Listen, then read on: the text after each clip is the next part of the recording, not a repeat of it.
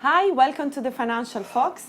I'm here with the market guru Zak Mir, and joining us today is the famous Daniel Levi, well known as Bokermandaniel. 20 years ago, Daniel was David. He was the 5th most dangerous man in the country and also professional bank robber.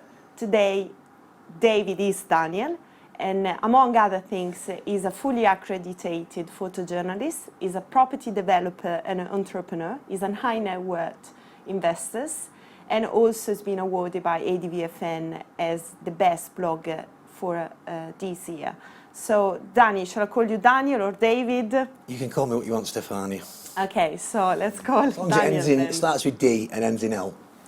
Well, okay, so after being 16 years in prison, can you tell us a little bit about this experience, how that changed your life, and how have you been able to walk away from that life and reinvent yourself? Well, I don't think it's a question of, self-realisation within yourself, and I got to a point in my life where what had gone on, that I realised that kid that everyone was being spoken about was saying, stay away from this guy, he'll get you in trouble, stay away from that boy, he'll get you in trouble. Well, I realised that wasn't me, it was me that was causing all the mayhem and causing all the trouble. So it was like an epiphany where I realised that, what I was doing was wrong and that I needed to change my life. And that's what I've done. I've tried to change my life and tried to, live a decent life and an honest life for the last 20 years, 15 to 20 years.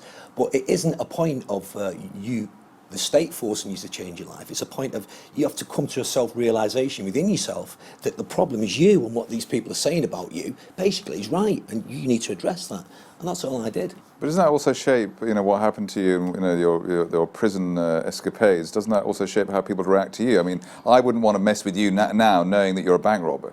I wouldn't want you really to know where I live. I mean, you were the 5th most dangerous man in the country. Well, that's it. You could still be like amongst the top 20. I mean, how do I know? Well, you have to look at people, and when you meet people, and I hope that when I meet people like I meet you, and I've met lots of people, that when you speak to me, that you realise that there's no difference between me and you or you. I'm human. I bleed when you cut me. I feel sad when bad things happen. I'm a human being. My choice at the time was purely a lifestyle choice. I was born into that lifestyle. Yeah. And I gravitated in that lifestyle.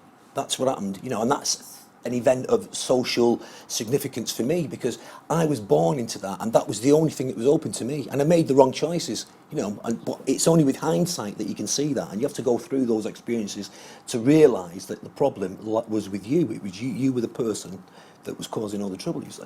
And have you mellowed with age? I mean, is that something that changes you as well? Well, age, I think age does mellow you, because age brings wisdom. And when you have experiences in life, you have to look at those experiences and you have to examine them and look and see, can you enhance your life by those experiences? And the experiences that I had, I came to the point in time where, it was life or death, and I either carried on down one way or carried on another way, and if I carried on the wrong way, I would be dead. That was it, or I would end up back in prison for a very long time. So I made a conscious choice to change my life. So let's look. You probably met different kind of criminals and con man, all these kind of people.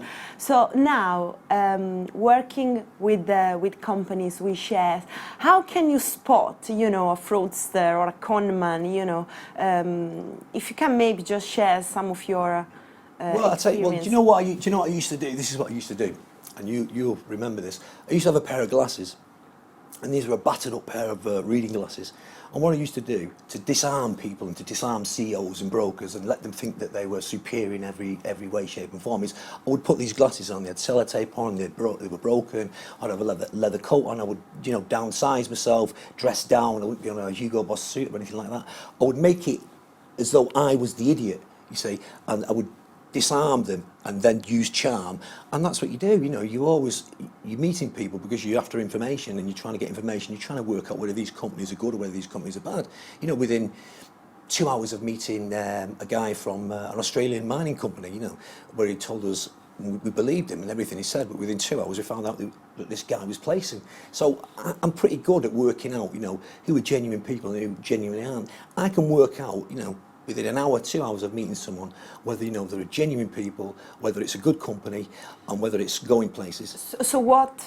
Let's share some of your secret. What are you looking when you're looking at a company in particular investment? What are the qualities you're looking in the management team, and how you can identify the good investment? Well, what you're looking for is you're looking for a board that basically align their interests with shareholders, so they've got to have skin in the game, and you're looking for a board that have got genuine assets. So what you don't want to be doing is you don't want to be investing in companies that have got piss poor assets in, let's say, Somalia, where there's no chance of success, and they talk the talk, and there's no oversight there, because no one's going to go to Somalia and be able to, check that you drilled 4,000 meters. You have to look at the potential of the board and the history of the board, and you have to look at the assets, and you have to find out information about the assets. So if you've got an asset, let's just say in Georgia, you have to find out about that asset, and that means you have to check the history of that asset out, and then you check the history of the board out, and you look at the cash flow of the company, you look at, are they producing anything, and what have they done since the day that they listed on AIM. So if you've got a company that's been there 9 or 10 years, because AIM is an incubator,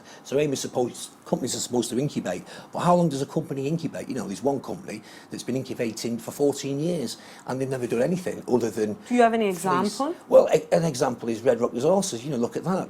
The last time that I checked on Red Rock Resources, this is a mining company, and they were investing in Candy Crush. Candy Crush is, I think it was sweets in China.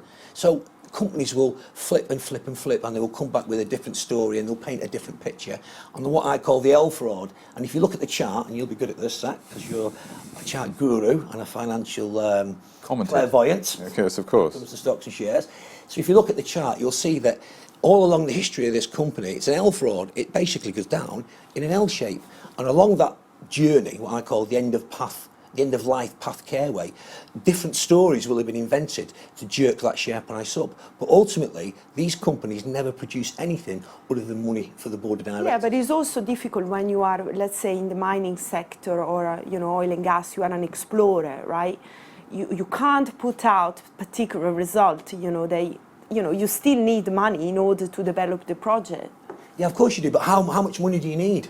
Maybe there is a misunderstanding or a miscommunication to the market. I know, but how many companies? Look at the Lenegas companies, for instance. A complete and bunch of corporate shysters. That's all Lenegas is. And look at those companies, and look at what this man has done all the way along, and all these companies and the companies that he controls. Shadow directing, being the director, in and out. What you notice with these companies, they all cross-pollinate. That means directors are in and out of this company, directors are in and out of this company. They're all buying into each other's assets. They're all talking the talk. They're all leaking privileged information on the QT to pump and dumpers, and their modus operandi never changes. And what happens is you'll see the share price spike, you'll see people suck it in, and ultimately what these people do is they place into the rise. And these companies are not genuine companies that are progressing.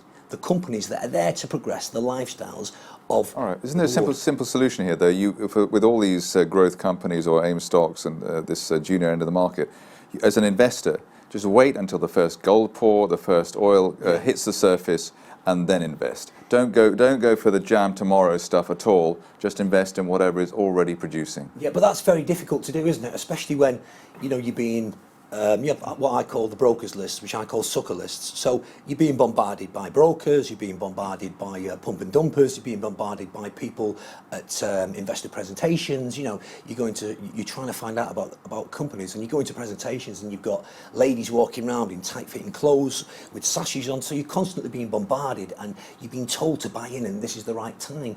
And ultimately, you're only as good as the information that you get. And if the only information you're getting is the wrong information from companies that are only interested in promoting the share price, so that they can get a place in a way, well, then you're going to make mistakes. Okay, then talk about how you get inside information then, or how you call privilege information. Well, it's not inside. I don't see it as inside information. I see it as due diligence and thorough research. And what you do is you have to find out what's going on within the company. So if you have to fly out to, say, Morocco, Tendara, or if you have to fly to Milan, or if you have to fly to America, because you're putting significant amounts of money in these companies, that's what you do. And you try and speak to people off the record, and you look at the drill to make sure... This is first-hand information you're basically saying. So you look at the drill to make sure that there is a rig there to start with. You speak to the locals. You try and source information that isn't generally out there. You look at the local press in the area.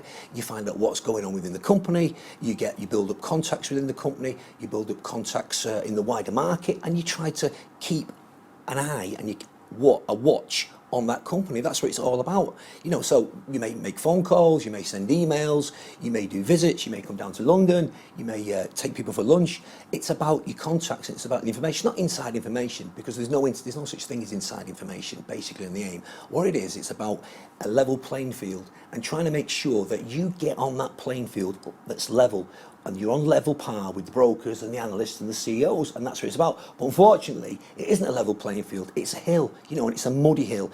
And every time investors try to get to the top of that hill, you know, they're slipping up and they're tripping and they're falling down, and you've got these people at the top who don't want you to get to the top of that hill. They don't want you on the same wavelength as them and on the same information circuit that they're on. Well, let's say I'm a private investor. I've got £10,000, or we're just getting into it now. Or, want to have some extra, another string to my bow in terms of earnings or income. How do I know who to trust and who not to trust in this area in terms of bloggers or company? And what are the golden rules? How do I get started? Right, well, apart from reading your blog, which you've just convinced me from your conversation, from your words of wisdom now. But what are the other things to use? What other resources can a private investor use? And also the people to avoid, like the pump and dumpers. That's something. Okay, what you need to do is look at the AIM market, look at each sector. Right, and now there just aren't that many fantastic companies in each sector. So let's just take the resource sector, which is what I specialise in. So you've got the mining sector and you've got the oil sector. Now, 200, 300 companies in that sector, 500 companies. You know, when people are their modus operandi is to consistently talk every single company that they invest in up. Well, you can't keep talking companies up all the time because there just aren't that many companies out there that are any good. So the very fact that you've got certain people that, are talking about 30 and 40 companies every year, you look at them and you say, well, no one can pick 30 or 40 companies that are fantastic, because at the best, on AIM, in the resource sector, you've probably got about a dozen companies that are genuine companies that are aligned with shareholder interests and have got good management. So when people are using this modus operandi, which is they use micro cap stocks, they get involved with the company, they contact the company, they use information from the company to try and ramp the share price, they're taking positions in that company, and they're constantly telling you how great these companies are, and they're bombarding Twitter, they're bombarding London South East, they're bombarding ADVFN financial chat boards. That's the key to it, because no one can tell you 40 companies straight are fantastic. It's impossible. And you just look at what these people are saying, then you check the history of them.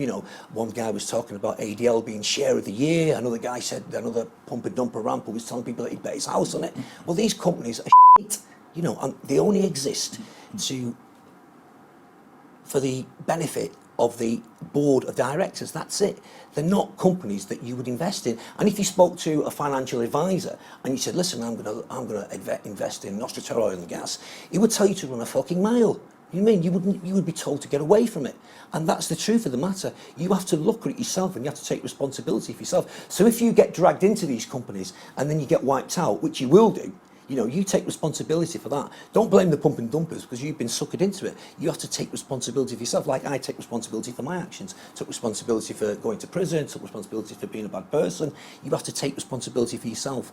But all the time, while you're investing or while you're trading, you look to de-risk. So if it goes up 10, 15, 20, 30, 40%, you de-risk. And that's what the secret is, because it's about converting your shares into cash. That's all it's about on the AIM.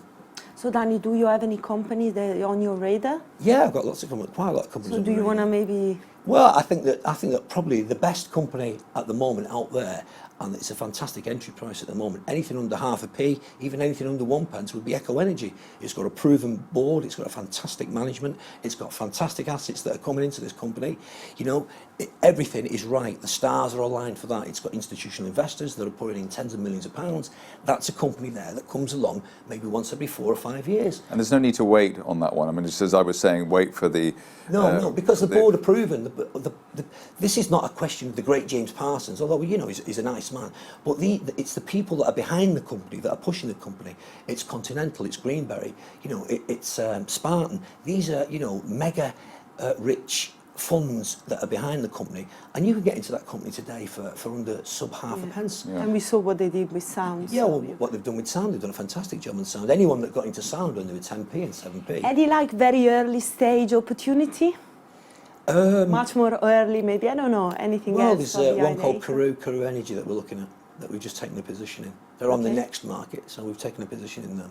But again, you know, this is a shale gas play in Botswana, so it's very early stages, so there's a lot of risk in there. But you have to be aware of what's going on within a company, and you have to be aware that there is risk in every company. You know, every company you invest in, there's always risk, whether it be BP or whether it be, you know, something at the lower end of the market. So what Daniel does with the money they make from investment? Spend it, you know, spend it. I spend as little as possible. That's what I do. Okay, so the last question I would like to ask you, how do you see yourself in 5 years? Dead. Happy. Dead happy. You know, just the way I am now. Okay, that's a bit sad. Well, no, I'm okay now. I feel great now. Everything's going well. Life is going well, you know. And how you look yourself in 5 years, Zak?